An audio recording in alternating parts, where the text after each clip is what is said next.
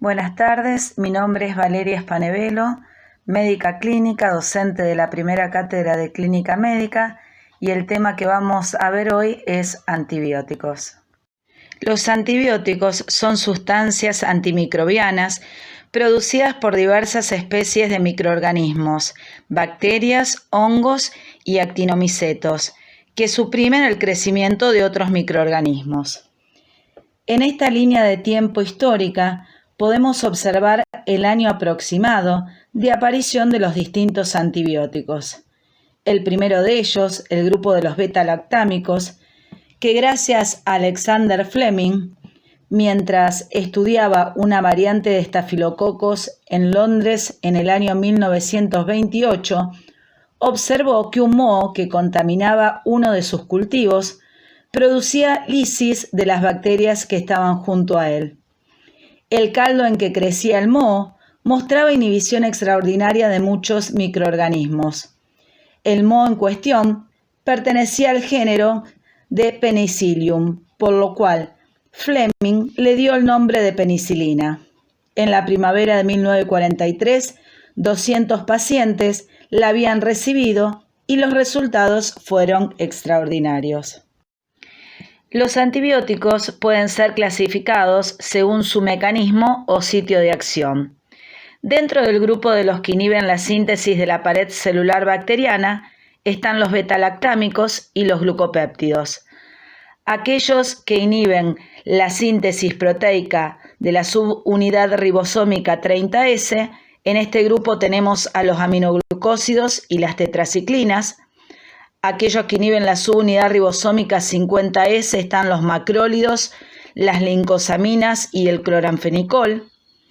Aquellos que modifican el metabolismo del ácido nucleico, en este grupo tenemos a la rifampicina y a las quinolonas. Y los antimetabolitos, que son los que bloquean las enzimas esenciales del metabolismo del folato, en este grupo está la trimetoprim sulfonamidas. Los antibióticos también pueden ser clasificados según su actividad antiinfecciosa. Los bactericidas son aquellos que provocan la muerte bacteriana y el proceso es irreversible. En este grupo tenemos a los beta-lactámicos, los glucopéptidos, los aminoglucósidos, quinolonas, rifampicina, isoniazida y metronidazol. Los bacteriostáticos son aquellos que tienen la propiedad de bloquear el desarrollo y la multiplicación bacteriana, pero no las lisan. Su efecto es reversible al retirarse la sustancia. En este grupo de antibióticos bacteriostáticos están los macrólidos, las tetraciclinas, la clindamicina, sulfonamidas, trimetoprim y el cloranfenicol. Los antibióticos también los podemos clasificar según su espectro de actividad infecciosa. Aquellos de espectro reducido son útiles frente a un número muy pequeño de microorganismos, como ser los glucopéptidos. Aquellos con espectro intermedio actúan frente a un número limitado de bacterias. En este grupo tenemos a la penicilina G, la B, los macrólidos, las cefalosporinas de primera y segunda generación y los aminoglucósidos. Los antibióticos de espectro ampliado son aquellos antibióticos que al unirse, como por ejemplo las penicilinas, al unirse con los inhibidores de las beta-lactamasas, aumentan el espectro de gérmenes que antes no hubieran sido cubiertos solo por las penicilinas. Ejemplo de esto es la amoxicilina y la ampicilina cuando los unimos a los inhibidores de las beta-lactamasas. Y los antibióticos de amplio espectro son aquellos que tienen actividad frente a un gran número de gérmenes, gram negativos, gram positivos, además de clamidias, riquecias y legionelas. Según su actividad antiinfecciosa, podemos combinar los antibióticos, de manera que hagamos sinergismo cuando la combinación de antibióticos es más bactericida que cualquiera de ellos de forma aislada. O tengamos antagonismo cuando la combinación aniquila menos bacterias que el antibiótico de forma aislada. Resumiendo y teniendo como regla general, sinergismo es cuando sumamos dos antibióticos bactericidas. Sumación o adición es cuando sumamos un bacteriostático más otro bacteriostático. Y antagonismo es cuando sumamos un bactericida a un bacteriostático. Esta diapositiva nos muestra los distintos grupos de antibióticos que utilizamos diariamente en la práctica clínica y que vamos a ir comentando algunas de sus características en las próximas diapositivas. Tenemos a los beta-lactámicos, sulfonamidas y trimetroprima, fluoroquinolonas, aminoglucósidos, tetraciclinas, lincosamidas, macrólidos, glucopéptidos, imidazólicos, oxazolidonas y rifampicina. Dentro de los beta-lactámicos tenemos las penicilinas naturales, aminopenicilinas, penicilinas antiestafilocóxicas, las antipseudomónicas, los inhibidores de las beta-lactamasas. Luego tenemos a las cefalosporinas de primera, segunda, tercera y cuarta generación, a los carbapenemes y a los monobactams.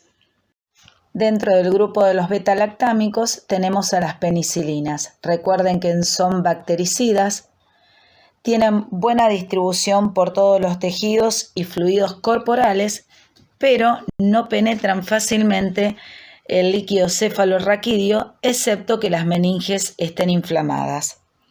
Tienen eliminación renal, por lo cual recuerden que hay que ajustar la dosis en caso de que el paciente esté con insuficiencia renal. Y tienen una vida media corta, por lo cual en general van a ver que las dosis generalmente se dan cada 4 a 6 horas. En este grupo está la penicilina G, que la vía de administración es intramuscular o intravenosa. La dosis es de 500.000 a 1.000.000 de unidades, como dijimos que la vida media es corta, es cada 4 a 6 horas. La penicilina G benzatínica es una penicilina de depósito, esta se da intramuscular. Generalmente son dosis únicas, semanales o mensuales, y pueden ser de 1.200.000 o ampollas de 2.400.000 unidades. La penicilina B es la penicilina que se da por vía oral, que puede venir en comprimidos o en suspensión. Generalmente se utiliza mucho en pediatría.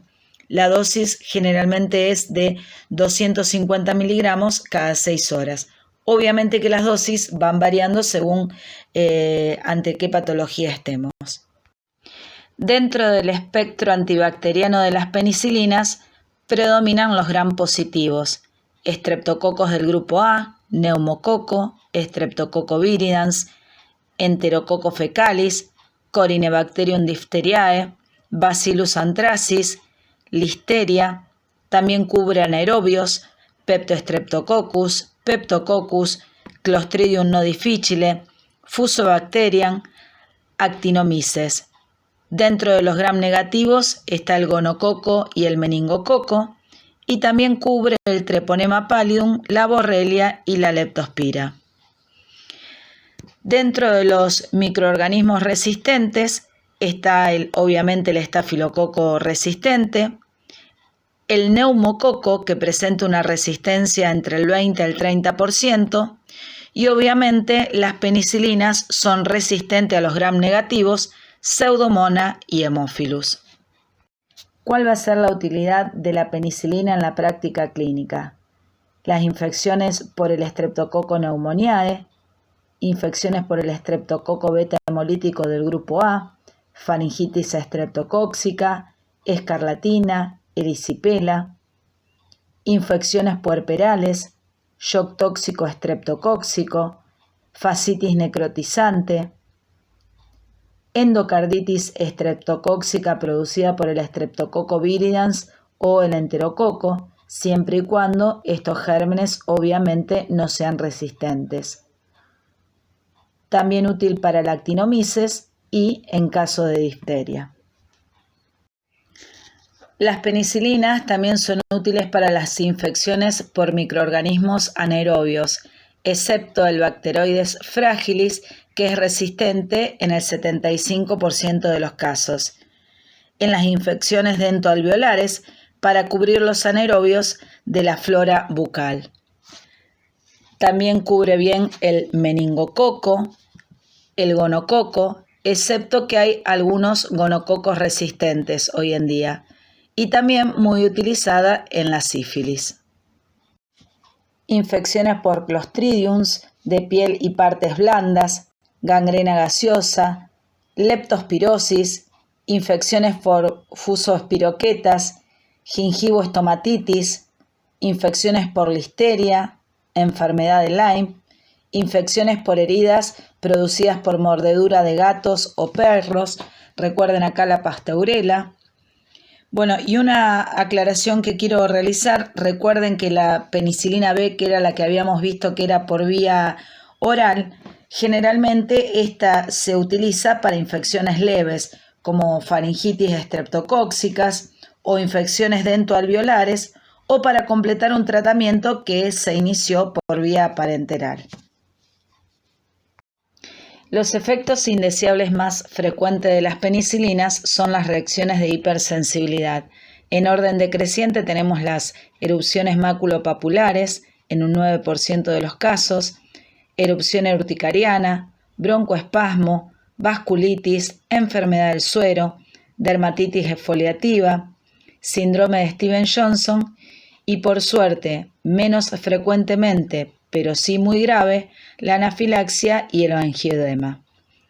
También hay otros efectos indeseables como el cambio en la flora intestinal, con infecciones agregadas por Clostridium difficile y bacilos gram negativos.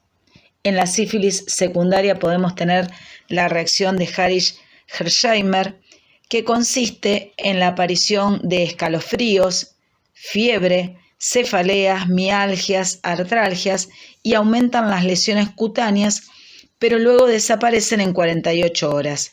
Y esto aparentemente se produce por lisis treponémica, que se libera antígenos que reaccionan contra los anticuerpos. Esto suele aparecer en un 70 a un 90% de los casos de sífilis. Otro de los efectos indeseables que pueden aparecer con las penicilinas son epigastralgia, fiebre, eosinofilia, nefritis intersticial, hepatitis y convulsiones. Las aminopenicilinas también están dentro de los beta-lactámicos. Dentro de estas están la amoxicilina, cuya administración se da por vía oral o intravenosa. La dosis es en un rango de entre 250 a 500 miligramos cada 8 horas. La ampicilina se puede dar por vía oral o intravenosa en un rango de 250 miligramos a 2 gramos cada 6 horas, obviamente dependiendo ante qué patología estemos. El espectro antibacteriano es similar al de la penicilina, pero acá sumamos a los bacilos gram negativos, Salmonella, Shigella, Haemophilus y Escherichia coli. Tiene muy buena distribución en todos los compartimentos corporales, líquido cefalorraquídeo, pleura, peritoneo, articulaciones. Tiene circulación enterohepática, sobre todo la ampicilina, por eso es muy útil en las infecciones biliares. Y tiene eliminación renal, por lo cual hay que ajustar dosis en caso de pacientes con insuficiencia renal. Hoy en día la amoxicilina es una muy buena opción para el tratamiento por vía oral de las infecciones respiratorias, tanto de vías aéreas superiores como de vías aéreas inferiores. También se utiliza para el tratamiento de infecciones del tracto urinario. Recuerden que cubre muy bien los bacilos gram negativo, sobre todo la Escherichia coli. Y también se utiliza para profilaxis en la endocarditis infecciosa en procesos dentales, de vías aéreas y de esófago. La ampicilina también es un antibiótico muy utilizado por vía intravenosa en infecciones del tracto urinario, infecciones del tracto biliar, también infecciones respiratorias.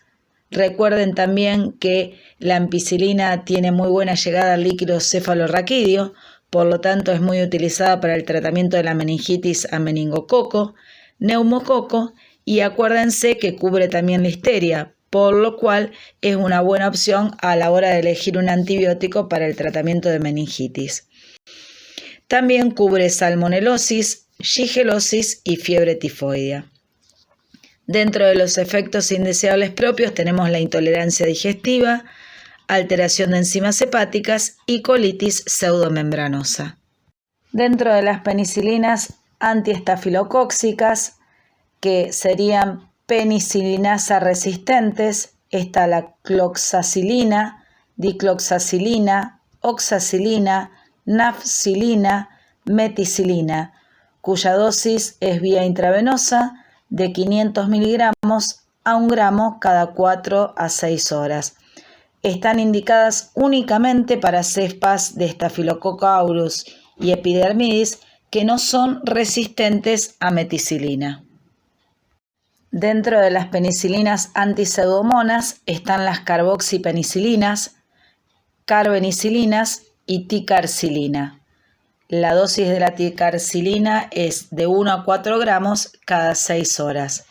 Cubren bien pseudomonas, enterobacter, proteus, cocos gram positivos y listeria.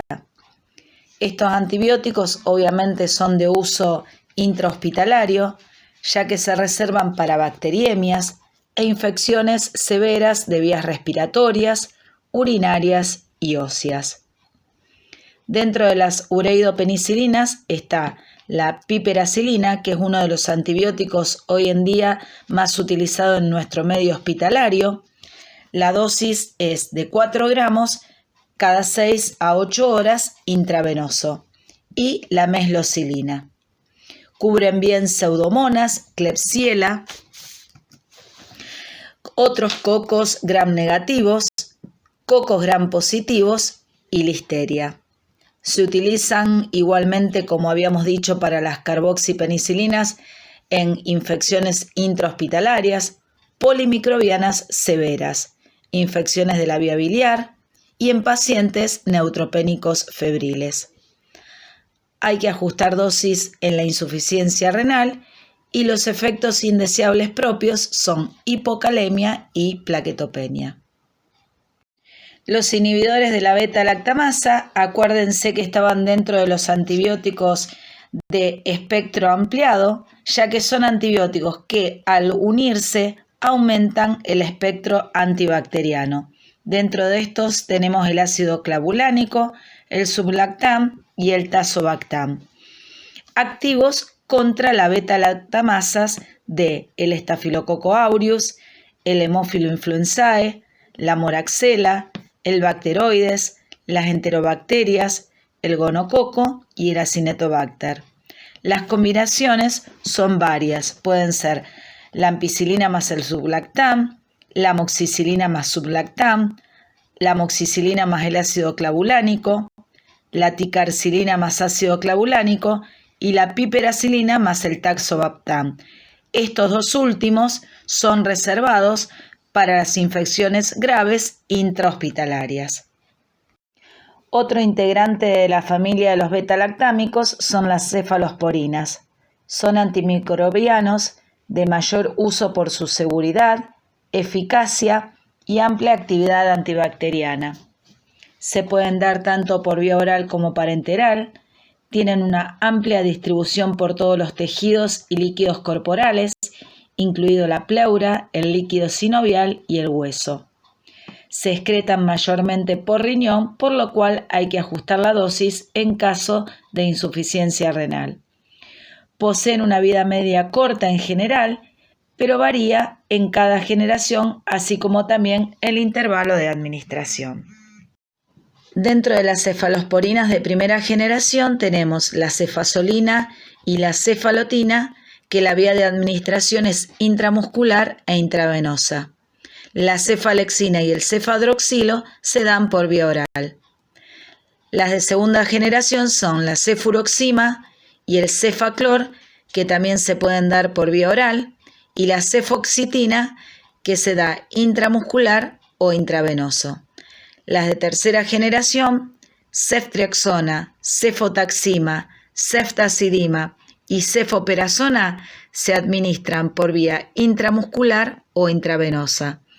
La cefixima y el ceftibuten se pueden utilizar por vía oral. Las de cuarta generación, la cefipima se utiliza intravenosa o intramuscular. En los cuadros tienen anotados los rangos de dosis. Esta diapo es muy importante que la puedan visualizar porque a través de estos dos triángulos vemos cómo las cefalosporinas de primera generación cubren muy bien a los gram positivos, poco a los gram negativos.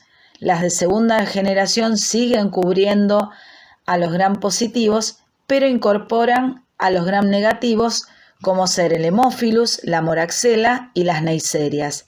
Las de tercera generación cubren un poco menos a los gram positivos, pero sí cubren a los anteriores gram negativos que mencionamos, más otros gram negativos como ser enterobacterias y Pseudomonas aeruginosa, y las de cuarta generación cubren poco a las bacterias gram positivas, pero cubren muy bien a los gram negativos, todas las que anteriormente mencionamos, más el Enterobacter, la Serratia y el Citrobacter. En general, las cefalosporinas son antibióticos muy seguros. Dentro de los efectos adversos, los más frecuentes, los de hipersensibilidad, efectos gastrointestinales, pseudolitiasis biliar, sobre todo con la ceftriaxona, y esto desaparece después de varios días de suspendida la misma. Eosinofilia, neutropenia reversible, alteraciones de la hemostasia con la cefoperazona, colitis pseudomembranosa y menos frecuentemente la nefrotoxicidad. ¿En qué casos vamos a utilizar las cefalosporinas de primera generación? Acuérdense en todas aquellas patologías que sobre todo estén involucrados los gram positivos, infecciones respiratorias altas, resistentes a penicilina, endocarditis bacteriana, infecciones de piel y tejidos blandos producidos por estafilococo y estreptococo, profilaxis de procedimientos quirúrgicos, y acuérdense que también algo cubrían los gram negativos, por eso también lo podemos utilizar para infecciones urinarias por Klebsiella y Escherichia coli. Acuérdense que las de primera generación no penetran el sistema nervioso central, por lo cual no se utilizan en la meningitis. Las cefalosporinas de segunda generación, acuérdense que ampliaban el espectro con respecto a los gram negativos. Por lo tanto, las podemos utilizar en infecciones intrahospitalarias por gram negativos, infecciones óseas y de tejidos blandos, infecciones por anaerobios, infecciones pélvicas y abscesos pulmonares. Las cefalosporinas de tercera generación son antibióticos muy utilizados en la internación. Cubren infecciones intrahospitalarias por gram negativos. La ceftazidima hoy en día es muy utilizada para cubrir la Pseudomonas y generalmente se le asocia un aminoglucósido. La ceftriaxona sobre todo es un antibiótico utilizado para cubrir la meningitis. Recuerden que las cefalosporinas de tercera generación pasan el líquido cefalorraquídeo y por lo tanto una buena opción para meningitis a neumococo, a meningococo y a Haemophilus. También son antibióticos para cubrir septicemias de origen desconocido en pacientes inmunocomprometidos y siempre se le asocia un aminoglucósido. Las de cuarta generación, recuerden que cubren muy bien también los gram negativos, por eso se la utilizan para infecciones nosocomiales donde se anticipa resistencia por beta-lactamasa. Este cuadro pretende sintetizar un poco el espectro antibacteriano de las cefalosporinas. Recuerden que las cefalosporinas de segunda generación cubren a los gram negativos de baja agresividad, en cambio las de tercera generación, como ser la cefotaxima y la ceftriaxona, cubren a los gram negativos de alta agresividad, como también la ceftazidima y la cefoperazona, que es de tercera generación, cubren bien a la Pseudomonas. Las de cuarta generación, que es la cefipima, cubre bien también a la Pseudomonas. Y la cefoxitina, que es de segunda generación, también abarca como espectro a los anaerobios. Los carbapenemes son beta-lactámicos de amplio espectro, muy utilizados para infecciones graves nosocomiales. Dentro de este grupo tenemos al imipenem, que se puede administrar por vía intramuscular o intravenosa.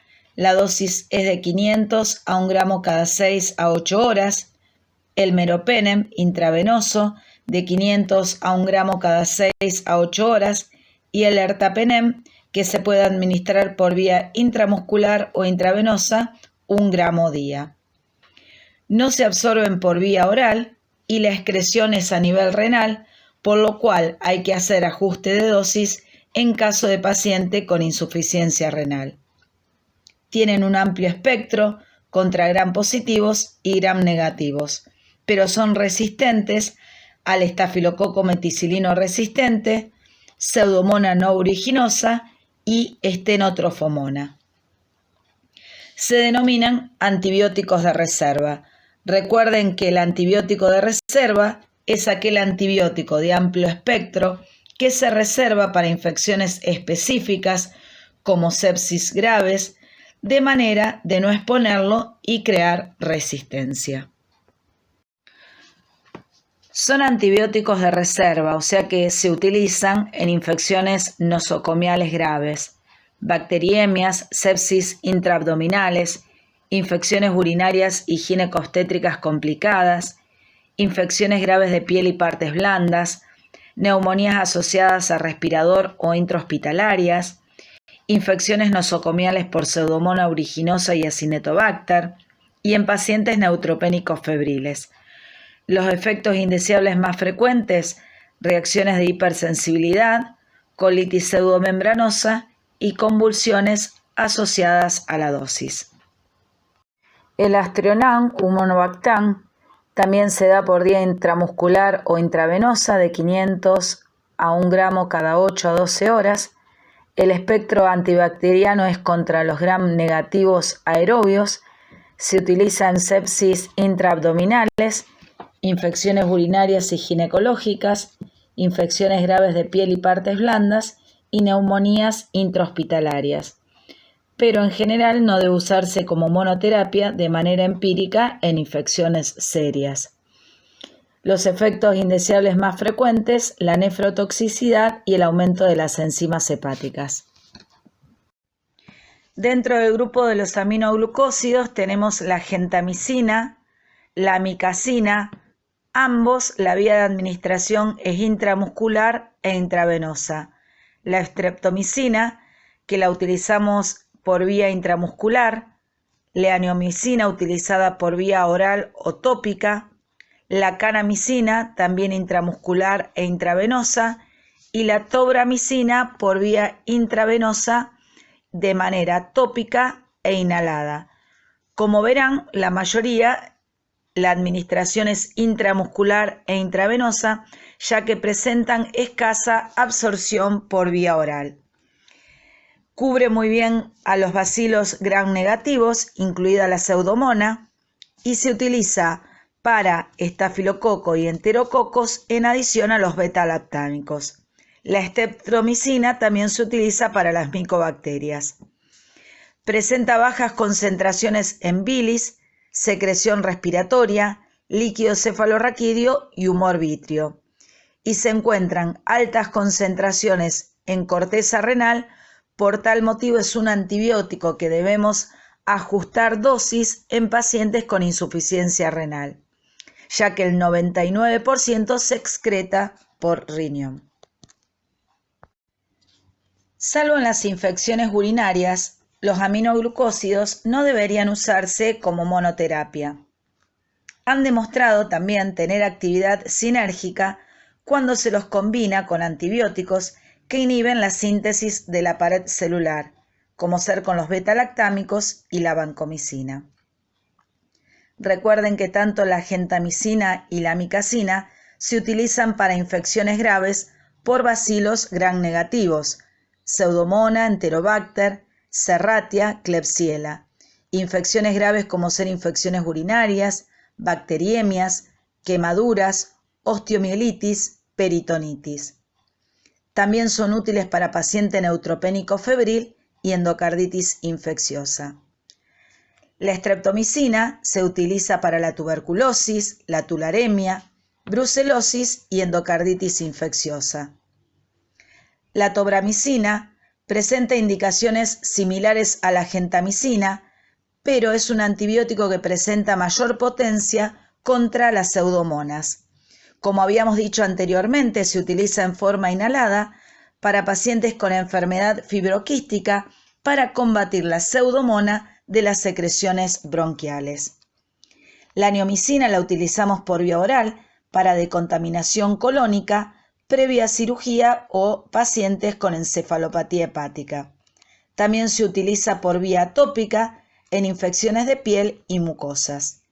Y la kanamicina se utiliza para la tuberculosis multiresistente.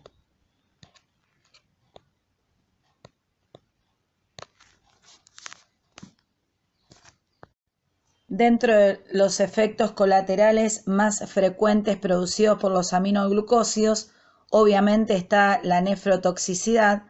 Recuerden que son antibióticos que se excretan en un 99% por el riñón. Este efecto adverso suele aparecer entre un 5 o un 25% de los casos, obviamente dependiendo del uso de otra droga que tenga toxicidad renal.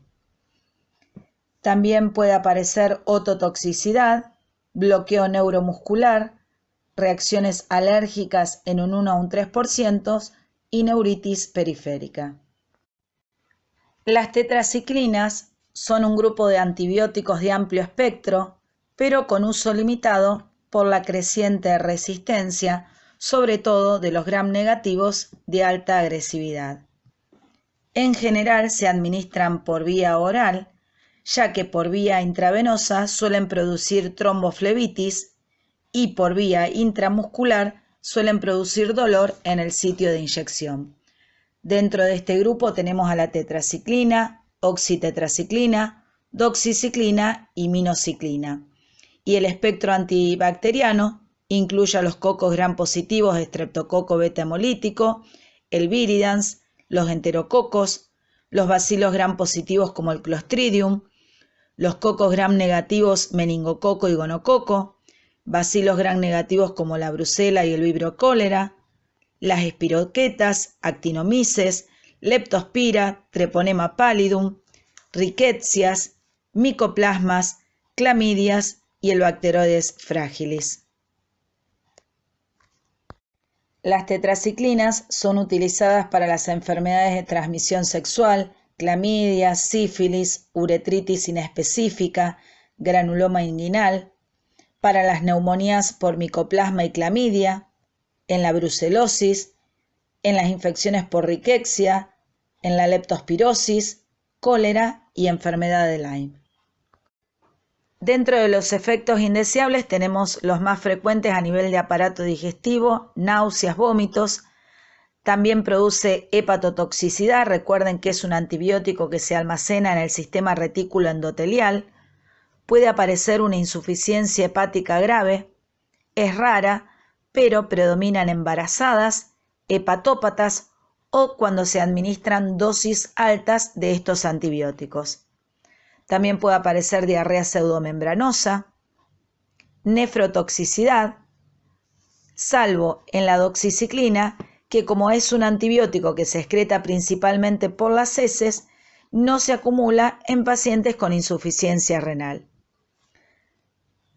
A nivel de huesos, produce alteración en la osteogénesis y en los dientes. Recuerden que se almacenan en dentina y en esmalte dental, por lo cual pueden producir manchas.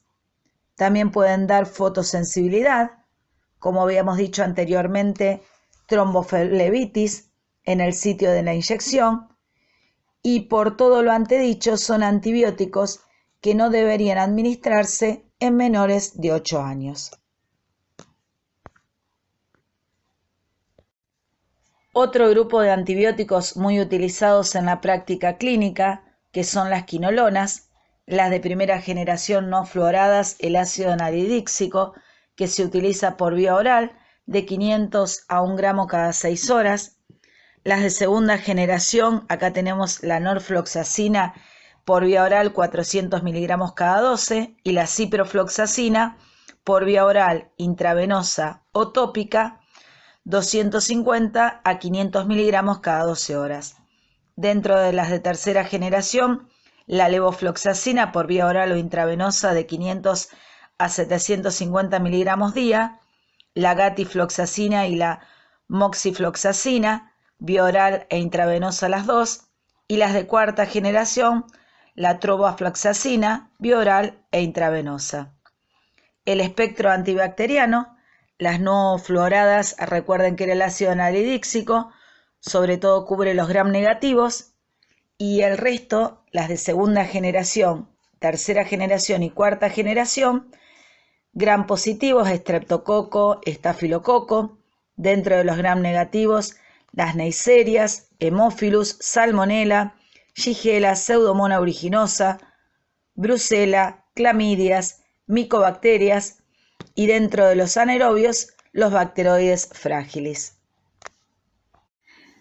Las quinolonas son antibióticos de amplio espectro bacteriano y un uso clínico extenso. Antibióticos de elección para el tratamiento de las infecciones urinarias, prostatitis, infecciones de transmisión sexual, en las infecciones respiratorias altas y bajas, sinusitis, bronquitis agudas y crónicas, sobre todo las nuevas fluoroquinolonas, presentan excelente penetración en el parénquima respiratorio y la posibilidad de administrar una dosis diaria genera alta adherencia de los pacientes. En las infecciones gastrointestinales, fiebre tifoidea, diarrea del viajero, en infecciones graves intraabdominales, como ser la pancreatitis aguda, asociada con metronidazol, en infecciones óseas y de tejidos blandos, como ser el pie diabético, asociándola con clindamicina, en pacientes también neutropénicos febriles. Una acotación, recuerden que la norfloxacina está prácticamente restringida para las infecciones urinarias e intestinales, no siendo útil para las infecciones sistémicas. Recuerden que es una quinolona que se administra por vía oral. En cambio, la ciprofloxacina tiene fuerte actividad contra los gram negativos, sobre todo, incluyendo la pseudomonas aeruginosa, y también sobre los gram positivos, por lo cual se utiliza en infecciones severas, generalmente asociándola a algún otro antibiótico. Dentro de los efectos colaterales más frecuentes que presentan las quinolonas, tenemos los gastrointestinales, náuseas, vómitos, diarrea. También se puede presentar rash, fotosensibilidad. Recuerden que son antibióticos que se eliminan por vía renal, por lo cual hay que ajustar la dosis en pacientes insuficientes renales. En pacientes añosos puede presentarse ruptura tendinosa o tendinitis. Son antibióticos que dan alteración del cartílago de crecimiento, por lo cual su uso debería estar limitado en personas menores de 18 años. También pueden dar alteración de las enzimas hepáticas, leucopenia, cefaleas, mareos, confusión, psicosis y pueden prolongar el intervalo QT. Dentro del grupo de los macrólidos tenemos la eritromicina, acitromicina, claritromicina, roxitromicina y espiramicina. Todas se administran por vía oral, excepto la claritromicina, que también se puede administrar por vía intravenosa.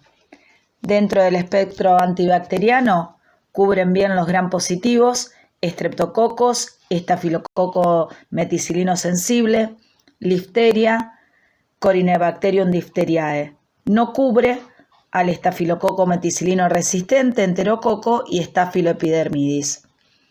Cubren los gram negativos, como ser la moraxella, hemófilus, legionella, gonococo, bordetella pertussis, micoplasma, clamidia, Mycobacterium avium, treponema y rickettsias. Los macrólidos constituyen una alternativa para el tratamiento de afecciones del tracto respiratorio en pacientes alérgicos a la penicilina. Obviamente también para tratamiento del estreptococo, en la faringoamigdalitis aguda, bronquitis agudas, neumonía por legionela, Mycoplasma pneumoniae, infecciones genitales por clamidia, tos ferina, difteria. La espiramicina se utiliza para la toxoplasmosis en la embarazada. La combinación de metronidazol, omeprazol y un macrólido es utilizado para erradicar el Helicobacter pylori del tracto gastrointestinal. Recuerden también que se utilizan para el tratamiento del Mycobacterium avium. Y una acotación con respecto a la citromicina: es un macrólido con amplia distribución en los tejidos, esputo y pulmón, con una vida media entre 2 a 4 días, por lo cual su actividad puede persistir por 5 días, permitiendo esquemas de tratamiento acortados. Lo único, no es un macrólido que se utiliza en las bacteriemias por sus bajos niveles séricos. Los macrólidos presentan eliminación hepática, no requiriendo ajuste de dosis en pacientes con insuficiencia renal. No difunden bien en líquido cefalorraquídeo y sinovial. Dentro de los efectos indeseables más frecuentes, a nivel del aparato digestivo, dolor abdominal, náuseas, vómitos, diarrea, colitis pseudomembranosa. También pueden presentar hepatitis colestásica, tromboflebitis e hipoacusia si se administran por vía intravenosa. Estos antibióticos no conviene asociarlos a antihistamínicos porque pueden dar como efecto colateral prolongación del QT y torsión de punta.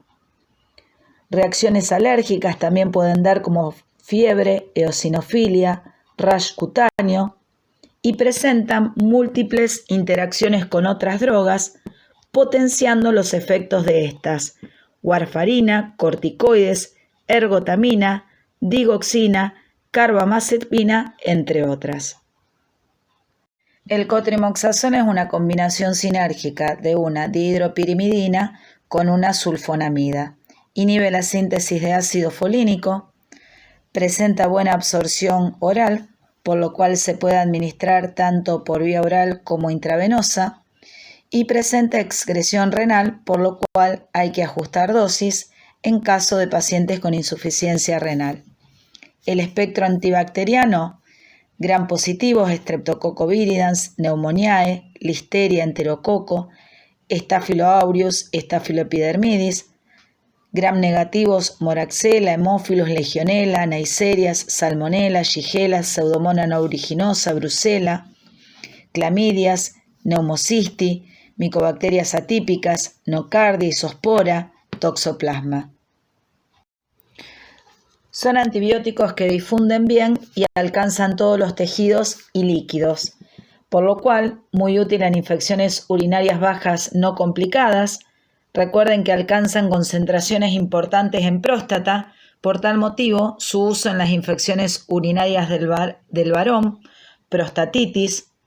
También utilizado en las infecciones respiratorias, en las neumonías por neumocystis, en el aparato digestivo en presencia de salmonelosis, shigellosis, también para el tratamiento de la nocardiosis, en el tratamiento profiláctico en pacientes inmunocomprometidos y también para el tratamiento de la toxoplasmosis. Los efectos colaterales del cotrimoxazol son más frecuentes en pacientes con SIDA. En el aparato digestivo, náuseas, vómitos, diarrea, colitis pseudomembranosa, trombocitopenia, leucopenia, anemia hemolítica, depresión de la médula ósea, en caso de tratamientos prolongados, insuficiencia renal, cristaluria, rash cutáneo. También dados concomitantemente, pueden potenciar los efectos de los hipoglucemiantes, anticoagulantes orales, fenitoína, metotrexate, y son antibióticos que están prácticamente contraindicados en insuficiencia hepática severa. Dentro del grupo de las lincosamidas tenemos a la clindamicina y lincomicina. Ambas se pueden dar por vía oral e intravenosa. El espectro antibacteriano, sobre todo anaerobios, gram positivos y negativos, especialmente el Bacteroides fragilis, gram positivos incluido el Staphylococcus meticilino sensible, Plasmodium y Toxoplasma. Dentro de las indicaciones clínicas, justamente como cubren anaerobios y gram positivos, podemos utilizarlas en infecciones de piel e infecciones óseas producidas por dichos gérmenes. Por eso es un antibiótico muy utilizado en el pie diabético asociado a ciprofloxacina. También útil para infecciones por anaerobios supradiafragmáticas, por ejemplo en el absceso de pulmón. Y también recuerden que como cubre el toxoplasma, asociado a pirimetamina, se utiliza en el tratamiento de la toxoplasmosis.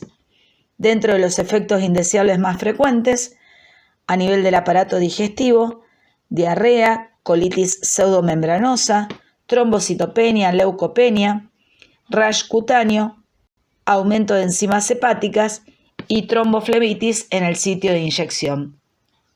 Recuerden que no atraviesa la barrera hematoencefálica, por lo cual no es útil en infecciones a este nivel. Llegamos al grupo de los glucopéptidos.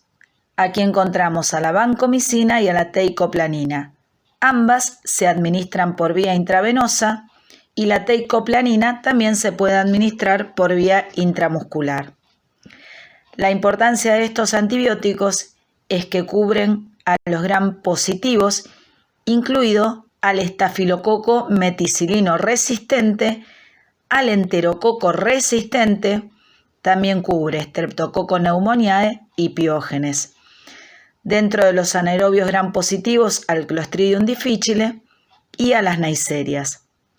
Por tal motivo, las indicaciones clínicas son obviamente infecciones por estafilococo, endocarditis, bacteriemias, neumonías, celulitis, osteomielitis, infecciones relacionadas a prótesis, meningitis, ventriculitis, pacientes neutropénicos febriles. Dentro de los efectos indeseables más frecuentes, el síndrome de hombre rojo, trombocitopenia, neutropenia, nefrotoxicidad, ototoxicidad y flebitis en el sitio de inyección. Recordar que hay que ajustar la dosis en caso de insuficiencia renal. Los imidazólicos, el metronidazol y el ornidazol. El metronidazol se puede dar tanto por vía oral, intravenoso y en óvulos. El espectro antibacteriano, sobre todo anaerobios, gram positivos y negativos, se distribuye ampliamente en el líquido cefalorraquídeo, por eso su utilidad en el tratamiento de infecciones por anaerobios, como ser el absceso cerebral. También en bacteriemias por anaerobios, infecciones dentarias, infecciones de partes blandas y abdominales, infecciones vaginales, y es el tratamiento de elección en la colitis pseudomembranosa. Recuerden que hay que ajustar la dosis en caso de insuficiencia renal. Dentro de los efectos indeseables más frecuentes, náuseas, vómitos, sabor metálico, neutropenia leve, efecto disulfiram con la ingesta de alcohol y convulsiones en caso de utilizar dosis altas. Recuerden que también puede potenciar el efecto de la warfarina prolongando el tiempo de protrombina. El linezolid, recuerden que este es un antibiótico de reserva. Definíamos antibiótico de reserva aquel que se utilizaba para infecciones específicas como sepsis graves, de manera de no exponerlo y crear resistencia. Se puede utilizar tanto por vía oral como intravenosa. La dosis intravenosa es de 600 miligramos cada 12 horas. El espectro antibacteriano gram positivos, incluido el Staphylococcus aureus meticilino resistente, Streptococcus pneumoniae, Streptococcus piógenes y el enterococo resistente. Anaerobios gram positivos, como ser el Clostridium difficile y el Bacteroides fragilis. Las indicaciones son similares a la vancomicina, aunque no se olviden lo que dijimos anteriormente, que es un antibiótico de reserva. Los efectos indeseables más frecuentes, náuseas, vómitos, diarrea, colitis pseudomembranosa, anemia, trombocitopenia y cefalea. El colistin, cuyo espectro antibacteriano cubre los aerobios gram negativos, excepto Proteus, Providencia y Serratia, se puede dar tanto por vía intravenosa, vía oral o inhalado, y las indicaciones son para infecciones graves producidas por organismos multiresistentes, Pseudomonas aeruginosa y Acinetobacter baumannii. También se utiliza por vía oral para la descontaminación intestinal, y recuerden que también se utiliza para el tratamiento de la colonización respiratoria por vía inhalada en caso de Pseudomonas aeruginosa, tratamiento similar a que se hacía con la tobramicina, que era un aminoglucósido que también se podía utilizar por vía inhalada. Los efectos indeseables más frecuentes: hipersensibilidad, bloqueo neuromuscular y nefrotoxicidad.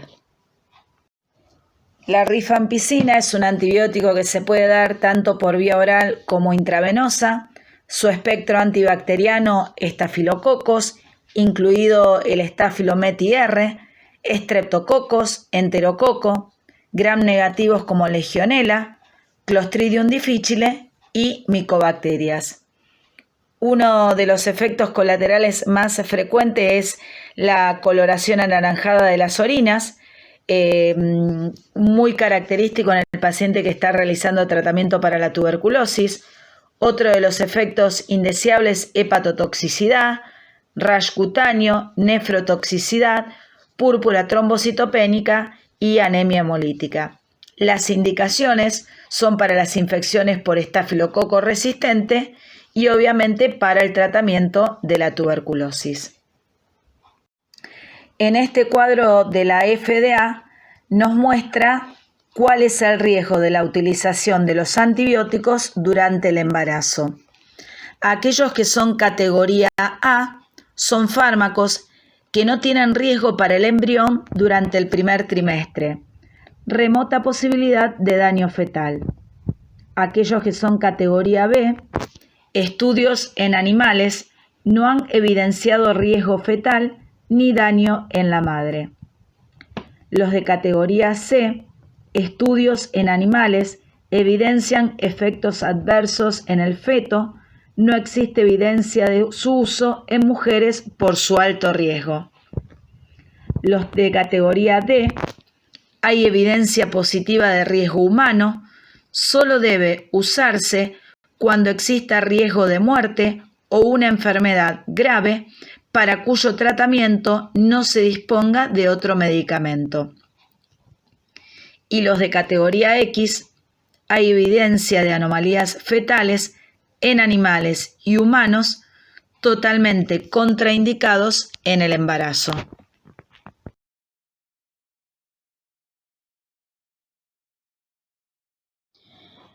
Espero que esta exposición sobre antibióticos les haya sido de utilidad, y si no estuviésemos viviendo esta pandemia, muy probablemente hubiese sido una clase interactuada, con casos clínicos y mayor participación por parte de ustedes.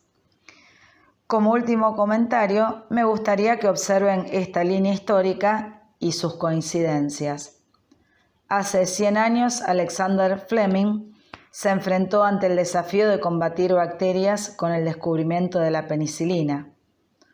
Hoy, 2020, estamos ante este virus COVID-19 que se ha instalado entre nosotros, nos obliga a quedarnos en casa y muchas otras cosas más.